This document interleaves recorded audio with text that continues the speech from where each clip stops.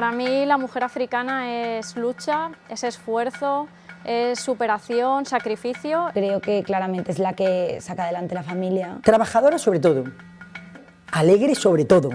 Alegría. Sí. O sea, nos viene que pese a las condiciones en las que viven, que comparado con nuestras condiciones pues son duras, siempre mantienen esa actitud alegre. Sonríe, es presumida. La mujer africana para mí es un valor, es una mujer muy echada para adelante, trabajadora, constante y muy luchadora. Son mujeres fuertes, luchadoras y que no salgan de ese mundo con tanta pobreza, pues es indignante, vamos. Me viene a la mente una mujer luchadora. Trabajadora.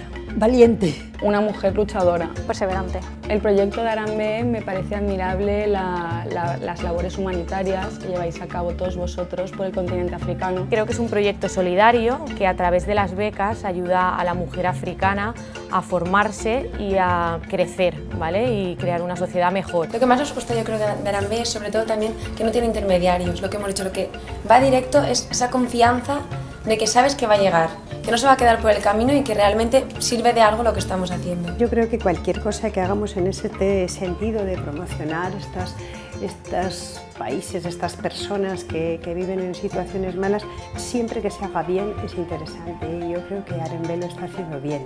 Los fondos que recaude, aparte de ser invertidos en el país, también usen mano de obra del país porque al final estás solucionando un problema y dando trabajo a la misma vez. La misión que está desarrollando Arambe en África es una iniciativa que se basa en la formación, que es la que seguramente pueda cambiar el futuro de estas personas sin recursos. Lo que más me ha convencido para formar parte de este proyecto, sobre todo que en esta gala todo lo que se recaude vaya dirigido a la educación. Creo que a la niña le va a venir fenomenal, desde niña hasta la mujer, o sea que le va a ayudar muchísimo.